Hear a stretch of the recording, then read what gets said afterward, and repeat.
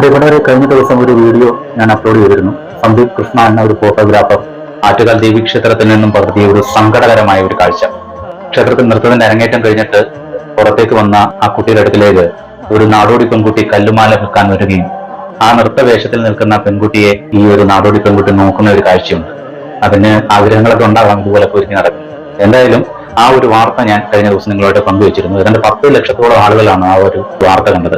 എനിക്കും വലിയൊരു ആഗ്രഹം ഉണ്ടായിരുന്നു ആ പെൺകുട്ടി ആഗ്രഹിച്ച പോലെ ആ നൃത്ത വേഷത്തിലൊന്ന് അണിഞ്ഞൊരുക്കി നിർത്തുക എന്നൊക്കെ ഉള്ളത്. പക്ഷെ അത് നമുക്കൊന്നും സാധിച്ചില്ല, അതിനെ കണ്ടെത്താനും കഴിഞ്ഞിട്ടില്ല.